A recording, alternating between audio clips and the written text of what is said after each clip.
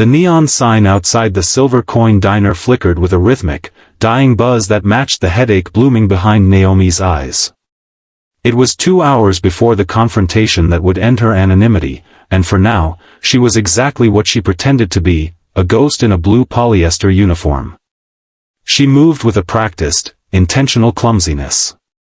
When she refilled Walt Jenkins' mug, she let her hand tremor just enough to splash a few brown drops onto the Formica tabletop. "Easy there, mouse," Walt chuckled, sliding his plate of greasy eggs toward her. "If you're that jumpy over a coffee pot, I'd hate to see you when a real storm rolls in." Naomi forced a timid, apologetic smile, the kind that didn't reach her eyes but made people look away out of pity. "Sorry, Walt. Just haven't had my own caffeine yet." She tucked a loose strand of hair behind her ear, her gaze instinctively dropping to the floor. It was a calculated posture. Shoulders slumped, chin tucked, chest narrowed. In the world she had fled, this was called environmental camouflage. If you looked like a victim, people stopped looking for a threat. The diner was a meat grinder for the weak, a transit stop for long haulers and drifters who smelled of diesel and desperation. To them, Naomi was part of the furniture. She took their insults about the cold gravy and the slow service with a stuttered, "Yes, sir," and a frantic retreat to the kitchen. She allowed the cook, a man half as smart as he was loud, to bark orders at her while she scrubbed the same spot on the counter until her knuckles were raw. Underneath the apron, however, her mind was a silent computer. As she wiped the counter, she wasn't just cleaning, she was mapping. She noted the weight of the heavy glass sugar shakers, blunt force instruments. She tracked the position of the steak knives in the third drawer. She measured the distance from the stools to the exit in heartbeats. She felt the blood under her fingernails every time she closed her eyes, a phantom itch from a life spent in the dark corners of the world. Her restraint was her only armor. She believed that if she could just endure enough contempt, if she could be small enough and quiet enough, the monster she used to be would eventually starve to death. The bell above the door chimed, a harsh, metallic clang that cut through the low hum of the jukebox. The air pressure in the room shifted as the heavy door swung wide, admitting a gust of cold rain and the scent of stale grease and unwashed denim. Roadkill Boone stepped inside. Naomi didn't look up, but she felt the hair on her arms stand ajar. The mousy waitress kept scrubbing, her movements rhythmic and submissive, even as she felt the gravitational pull of a man who looked for reasons to break things. She had spent months perfecting the art of being nothing. But as Boone's heavy boots cracked against the linoleum, Naomi knew the silence was about to break. Roadkill Boone didn't sit, he occupied. He dropped his massive frame onto a corner stool, the chrome groaning in protest under 300 pounds of bad intentions. He ordered the Grand Slam and 3 black coffees, consuming the meal with a primal efficiency that left the plate smeared with grease and yellow yolk. Naomi kept her distance, moving like a shadow along the periphery of his vision. She refilled his mug with a shaking hand, playing the part of the intimidated server perfectly. "I don't recall seeing a sign that said I had to pay for cold eggs and piss-poor service, sweetheart." At the end of the counter, Walt Jenkins cleared his throat. Walt was a good man, a regular who had spent 30 years behind a steering wheel, but he was no fighter. "Come on, Boone. Pay the girl. We're all just trying to get through the shift." The biker turned slowly, his neck muscles bulging like braided cable. "You got a lot of opinions for a man with a fragile jaw, Walt. You don't have to pay, it's fine, just let him go." Her plea only fed Boone's ego. He liked the fear. He liked the way the air in the diner turned cold and heavy. He slammed Walt against the pie case, the glass spiderwebbing behind the old man's head. The other patrons froze, their forks halfway to their mouths, paralyzed by the raw, kinetic violence of a man who knew no one could stop him. Naomi took a step forward, her shoulders still slumped, her head still bowed. The meat grinder was starting, and for the first time in 3 years, Naomi Reed stopped trying to hide the monster. The sound of the pie case shattering was the final bell. Shards of glass rained down like diamonds onto Walt's terrified face, and the air in the diner seemed to exit through the vents, leaving a vacuum of pure, suffocating dread. Roadkill Boone pulled his fist back, a massive piston of meat and ink, ready to finish the job. Naomi moved. She didn't rush or scream.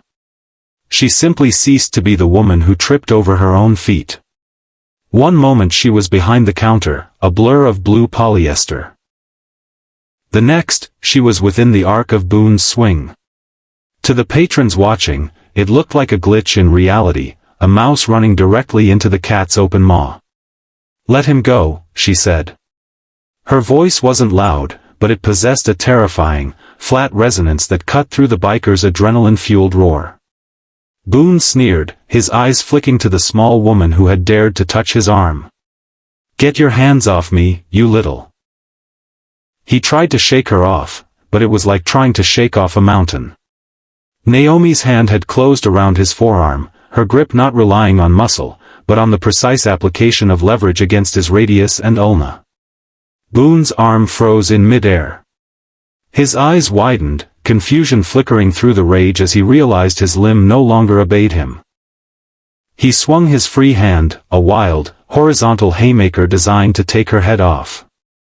Naomi didn't flinch. She stepped into the strike, moving inside the dead zone of his reach where the blow had no power. With a grace that defied the laws of the greasy linoleum floor, she pivoted on the ball of her foot. The movement was surgical. As Boone's momentum carried him forward, Naomi reached out with her right hand, her index finger extended and rigid. She didn't punch. She didn't slap. She simply placed that single finger into the soft, vulnerable hollow behind his ear, just below the mastoid process. The effect was instantaneous and horrific. Boone's entire body seized as if struck by a lightning bolt.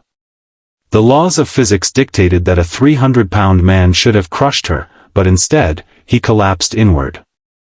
His nervous system, overloaded by a precise electrical shut-off, surrendered.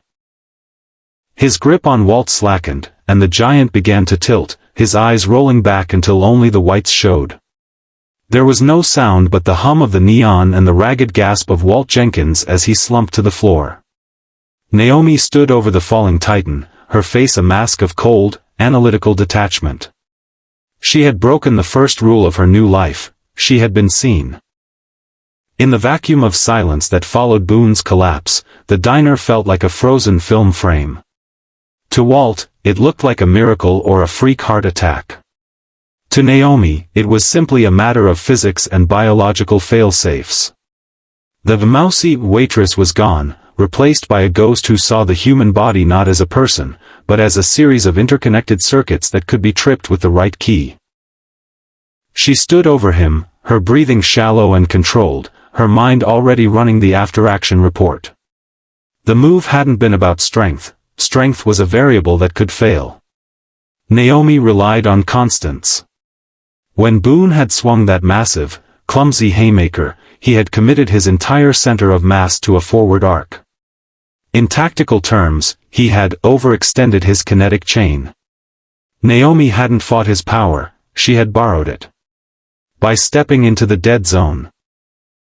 The 6 inches of space where a punch has maximum velocity but zero leverage, she had effectively turned his 300 pounds into a liability. The finger was the finish. It was a technique refined in the black files of a government program that didn't officially exist. She had targeted the glossopharyngeal nerve, a hidden highway of the nervous system. By applying a focused, 5-pound burst of pressure at a precise upward angle, she had sent a false signal to Boone's brain. She had tricked his body into believing its blood pressure had spiked to lethal levels. In response, his carotid sinus had triggered an emergency vasovagal syncope. His heart rate plummeted, his blood vessels dilated, and his brain, starved of oxygen for a fraction of a second, simply pulled the master breaker. He didn't fall because she was strong. He fell because his own biology had betrayed him under the touch of someone who knew exactly where the off switch was hidden. Naomi looked down at her hand. The anatomy of the defeat was perfect, but the anatomy of her cover was ruined. She glanced at the clock above the griddle. The clock was ticking, not just on the shift, but on the time she had left before the people who taught her that move came to find the woman who used it. Walt Jenkins didn't get up immediately. He stayed on the floor, his back pressed against the shattered pie case, breathing in the scent of sugar and broken glass. He looked at the mountain of a man lying unconscious at his feet, a man who had been tossing bodies like hay bales just seconds ago, and then he looked up at Naomi. The silence in the diner was no longer the comfortable, sleepy quiet of a graveyard shift. It was a heavy, pressurized thing. Walt reached up to touch the blood on his lip, his eyes never leaving the waitress. He was looking for the girl who fumbled water glasses. He was looking for the mouse who apologized to the salt shakers. He found a stranger instead. Naomi didn't offer him a hand. She didn't flutter about with napkins or offer a panicked apology. She stood with a terrifying, crystalline stillness, her feet spaced shoulder-width apart, her weight distributed with a mathematical perfection he'd never noticed before. Her face, usually a map of nervous twitches and downcast glances, was as blank and unreadable as a slab of granite. "Naomi?" Walt's voice cracked, sounding small in the vastness of the room. What was that? What did you just do?" She didn't answer immediately. She watched the door, her eyes scanning the dark parking lot with a predatory rhythm, left, right, center, then back again. When she finally looked at him, Walt felt a chill that had nothing to do with the air conditioning. The warmth was gone. The timidity was a discarded skin. The eyes looking back at him didn't belong to a waitress, they belonged to someone who had seen the end of the world and survived it. "You need to get up, Walt," she said. Her voice was flat, devoid of the soft, breathy lilt she had used for the last 2 years. It was the voice of a commanding officer. "Go into the back. Lock the door. Don't call the police. Don't call the..." "Naomi, you just dropped a 300-pound man with a finger," Walt stammered, finally finding his feet. He wiped a hand across his face, his confusion turning into a slow, dawning horror. "I've known you for 2 years. You told me you were from a farm in Ohio. You told me you were afraid of spiders." "I lied, Walt." The honesty was more violent than the fight had been. It was the sound of a life collapsing. Walt looked at the way she held herself, the way she was already calculating the exits, and he realized with a sinking heart that he had never known her at all. The woman he had teased and protected was a ghost, a fiction designed to make him feel safe. The reality was something much darker, something that belonged in the shadows he could see stretching across the neon-lit pavement. "Who are you?" he whispered. Naomi didn't look back as she moved toward the window, her silhouette sharp against the rain-slicked glass. "Nobody," she said, her voice barely audible over the hum of the fridge. "I'm the person who's about to get you killed if you don't get in that kitchen right now." The rain didn't just fall, it hammered against the diner's plate glass, blurring the world into a smear of gray and neon. Through the distorted reflection, Naomi saw it, a pair of headlights cutting through the deluge, followed by the silent, predatory glide of a black SUV. It didn't pull into a parking spot. It angled itself across the entrance, blocking the path to the highway with a calculated, tactical finality. The engine cut out, and for a heartbeat, the only sound was the rhythmic tink-tink-tink of cooling metal. Then, the doors opened in perfect synchronization. 4 men stepped out. They didn't look like the bikers or the truckers who usually drifted through the silver coin. They wore slate-gray tactical windbreakers that didn't rustle and boots that didn't slip on the oil-slicked asphalt. Their movements were devoid of wasted energy. No shouting, no posturing, just a cold, professional dispersal as they moved into a standard breach formation. Naomi felt the old coldness settle into her marrow, a familiar weight she had tried to bury under layers of coffee grounds and cheap tips. These weren't local law enforcement, and they weren't Boone's friends. These were cleaners, the scalpels used by the agency to excise a mistake. "Walt, get down," Naomi commanded, her voice a low vibration that brooked no argument. She didn't wait for him to move. She reached under the counter, her fingers finding the hidden latch she'd installed months ago. With a sharp click, the false bottom dropped, revealing not a weapon, but a small, encrypted handheld unit and a single, matte black heavy-caliber pistol. She didn't pick up the gun yet. To the men outside, she was still just a waitress in a window. She needed them to maintain that delusion for 3 more seconds. The lead man reached the door. He didn't burst in with a shout, he opened it with a terrifying, measured calm. The bell chimed, the same cheerful ding that had announced every hungry traveler for years, but this time, it sounded like a funeral knell. He stepped inside, his eyes immediately bypassing the groaning Roadkill Boone and the trembling Walt. His gaze locked onto Naomi. He didn't look surprised to see her, nor did he look angry. He looked like a man checking a box on a manifest.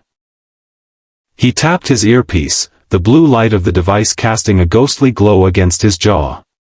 "Asset located," he said, his voice a flat, synthesized drone. "The site is contaminated. Initiation of the scrub in T-60 seconds." The scrub. Naomi knew what that meant. In the agency's lexicon, it wasn't just about her. It meant the diner, the records, the witnesses, and the old man shaking behind the pie case would all be reduced to ash to ensure the ghost stayed dead. The lead mercenary, a man whose face was a map of jagged scars and professional indifference, stepped over Boone's prone body without looking down. He moved with a heavy, rhythmic authority until he reached the spot where the linoleum was scuffed from the struggle. He stopped. His eyes tracked the angle of Boone's fall, the strange, unnatural positioning of the biker's limbs, and finally, the faint red mark still blooming behind the giant's ear. He knelt for a fraction of a second, his gloved fingers hovering over the exact point of impact. A flicker of something that wasn't quite fear, but was certainly respect, crossed his features. "Stand down," the leader said, his voice dropping an octave as he signaled the 3 men behind him to hold their fire. They paused, their suppressed submachine guns leveled at Naomi's chest, the red dots of their laser sights dancing like angry fireflies on her blue uniform. The leader looked up, his gaze narrowing as he truly saw her for the first time. He didn't see the messy ponytail or the grease-stained apron. He saw the way her weight was distributed, the way her eyes never blinked, and the way her thumb was hooked over the counter's edge in a specific, ready-to-pivot tension. "The single-finger pin," he murmured, more to himself than to her. "The pressure points of the glossopharyngeal nerve." Only one instructor in the northern sector taught that specific angle of entry. He called it the siren's kiss because the target never hears the heart stop. He stood up slowly, his hands held out in a gesture that was mockingly peaceful. "I spent 6 months in the Kabul black sites trying to master that grip. I never could get the leverage right. They told us the only asset who perfected it went down in a helicopter over the Baltic 3 years ago." Naomi didn't move. The mousy mask was gone, replaced by the terrifying, hollow stare of a predator who had been cornered. "The Baltic was cold," she said, her voice like a razor cutting through silk. "But not cold enough." The mercenary leader let out a short, dry bark of a laugh. "The legendary Nightingale. Living in a diner, serving eggs to truckers. What a waste of a grade A weapon." His eyes flicked to the side, catching the movement of Walt trembling in the corner. "And now these poor bastards have to die just because you wanted to play house. You haven't changed, Reed. You still leave a trail of broken things behind you." "I'm done breaking things for people like you," Naomi replied. "You don't get to be done," he snapped, his professional mask slipping to reveal the fanatic underneath. "Your property. And if the agency can't have the Nightingale song, they'll make sure no one ever hears it again. He shifted his stance, his hand dropping toward the holster at his hip. He knew her style now, but knowing the storm was coming didn't make him any less likely to be swept away. Naomi didn't wait for him to finish the draw. She reached under the counter and smashed the emergency master breaker she'd wired into the sub-panel months ago. The diner plunged into a suffocating, absolute darkness, punctuated only by the dying orange glow of the grill's heating elements. Before the mercenaries' thermal optics could even cycle on, Naomi was a ghost in motion. She grabbed Walt by the collar of his flannel shirt and hauled him over the counter with a strength that defied her frame, shoving him toward the walk-in freezer. "Stay down, stay silent, and do not breathe until I open this door," she hissed. The swinging stainless steel doors of the kitchen became the threshold of a different world. Outside, the front of the diner erupted in a synchronized burst of suppressed gunfire. Glass shattered, and the neon sign finally groaned and died as the mercenaries suppressed the empty space where she had been standing. They were moving in a standard diamond formation, their thermal goggles glowing like twin green embers in the dark. But the kitchen was Naomi's domain, a labyrinth of hanging copper pots, industrial steam tables, and slick tile. She knew every inch of it by touch.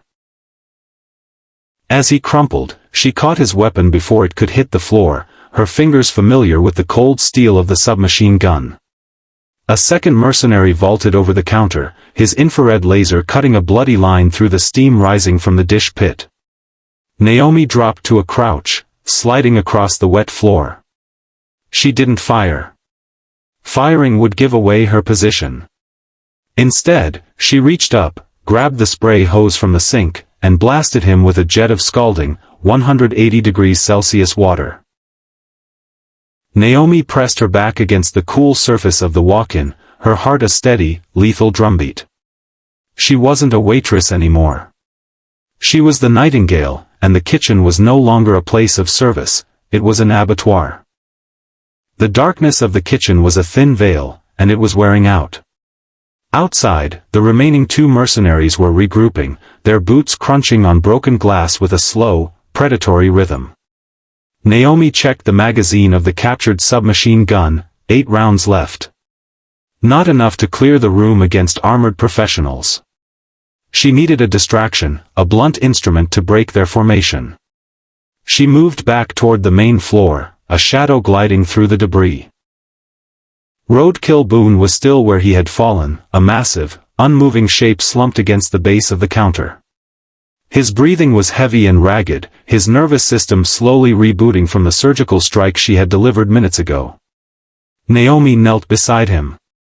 She didn't have time for a gentle awakening. She reached into her apron pocket and pulled out a small glass vial of smelling salts, part of the emergency kit she kept for drunks who passed out in the booths.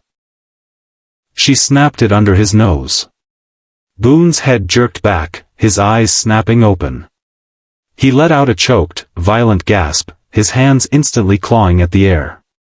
Naomi slammed a hand over his mouth, pinning him against the wood. "Listen to me, you giant idiot," she whispered, her voice a cold, vibrating wire. "Those men in the black SUV? They aren't here for the tab. They're here to burn this place with us inside. If you want to live to see the sunrise, you do exactly what I say." Boone stared at her, the terror of his earlier defeat still written in the sweat on his brow. He looked at the mousy waitress, then at the tactical weapon slung over her shoulder, and finally at the two green glowing eyes of the mercenary's optics moving through the front window. The reality of the situation finally pierced through his concussed haze. My bike," he wheezed, his voice a broken rasp. "I got a sawed-off in the side bag." "You're not going to your bike," Naomi said, her fingers digging into his shoulder to keep him focused. She grabbed a clean bar rag and tied it tightly around the gash on his forehead where he'd hit the pie case. "I need you to be the wall. When the lights go on, you're going to tip that heavy oak table and draw their fire. I'll do the rest. Can you stand?" Boone let out a grunt of pure, stubborn defiance. He grabbed the edge of the counter, his massive muscles bunching as he hauled his 300-pound frame upright. He looked down at Naomi, a strange, flickering respect replacing the malice in his eyes. "You really are a piece of work, Mouse," he muttered, wiping blood from his eye. "Don't call me that," she replied, her gaze fixing on the door. "On my mark, we break the line."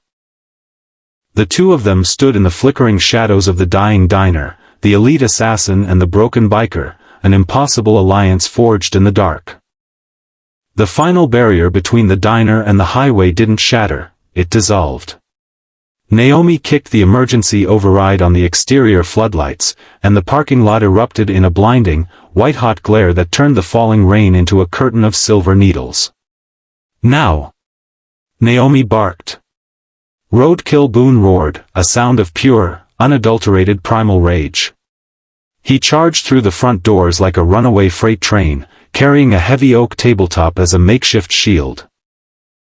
The mercenaries, caught in the transition from night vision to white light, were momentarily blinded.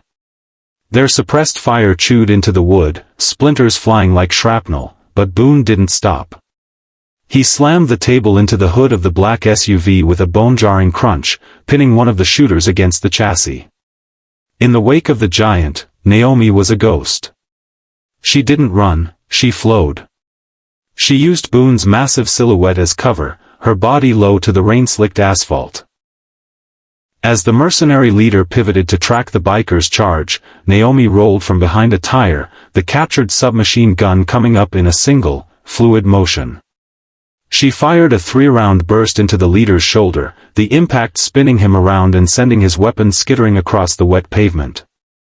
The rain hammered against the hood of the SUV as the leader collapsed onto his knees. He looked up, coughing blood, his tactical mask cracked.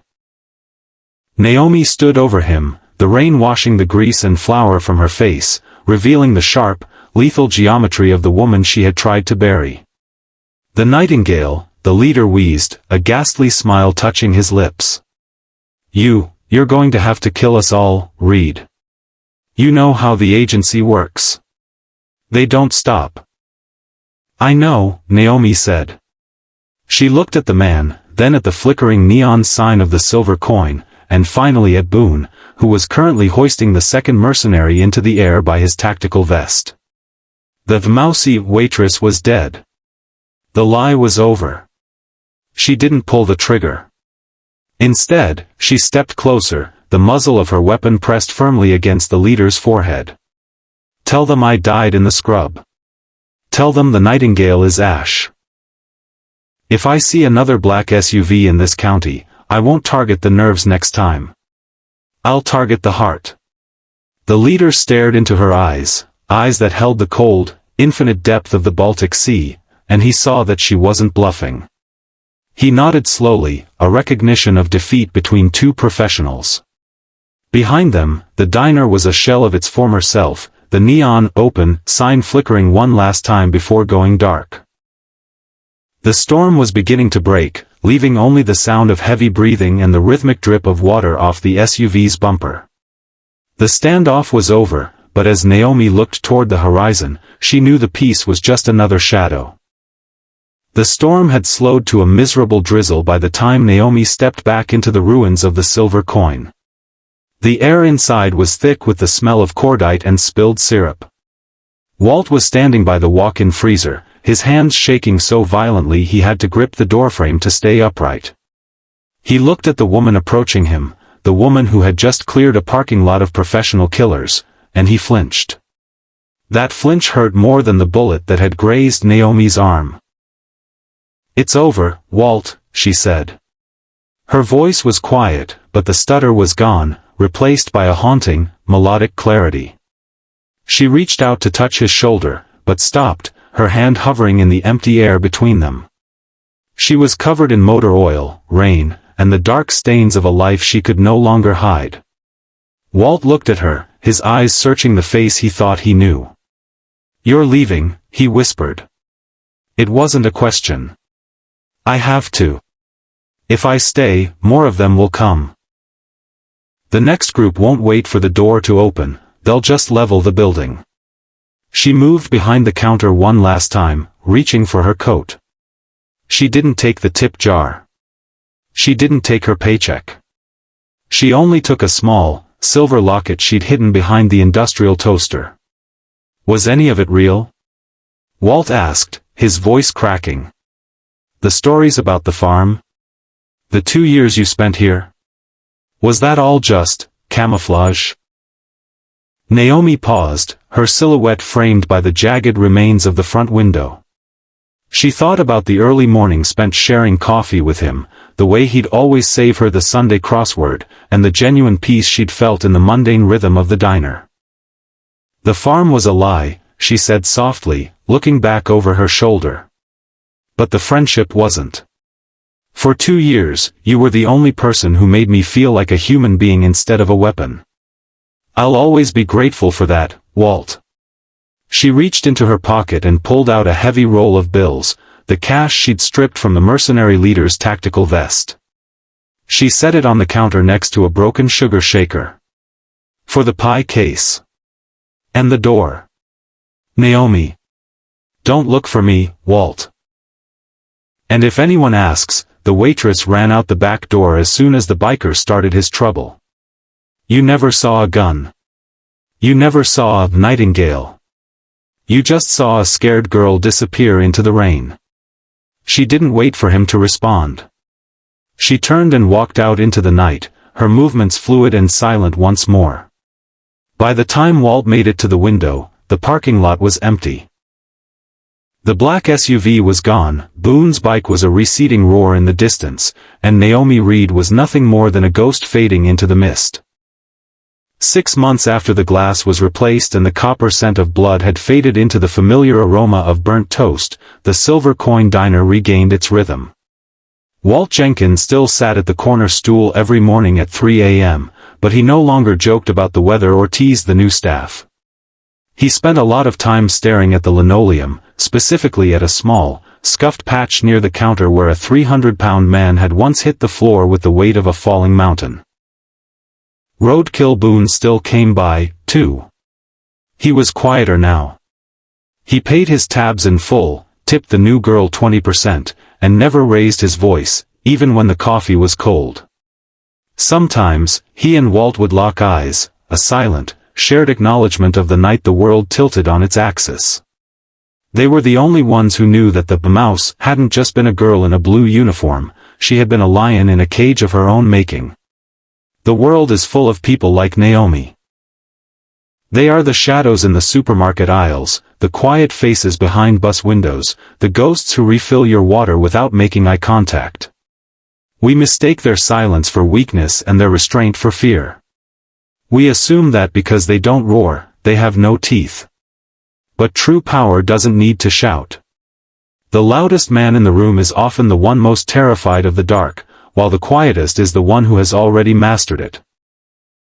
Naomi hadn't been hiding because she was afraid of the world, she was hiding because she was afraid of what she would do to the world if it pushed her too far. Her mousy persona wasn't a mask of cowardice, it was an act of mercy. Walt often thought about that single finger, that surgical, siren's kiss, that had bypassed muscle and bone to strike at the very spark of life. It was a reminder that the most dangerous weapon isn't a gun or a blade, it's a mind that knows exactly where the breaking points are hidden. Being kind to the quiet ones isn't just a matter of manners, it's a matter of survival. You never truly know who is standing behind the counter, pouring your decaf or scrubbing your floors. You never know what black file history they are trying to outrun, or what monsters they are keeping at bay with a polite smile and a lowered gaze. As the sun began to peek over the highway, casting long, golden shadows across the diner, Walt took a final sip of his coffee. He looked at the door, half expecting a ghost in blue polyester to walk through it. She was gone, a silent lion back in the wild, but the lesson remained. In a world of predators and prey, it's the ones who choose to be gentle that you should fear the most.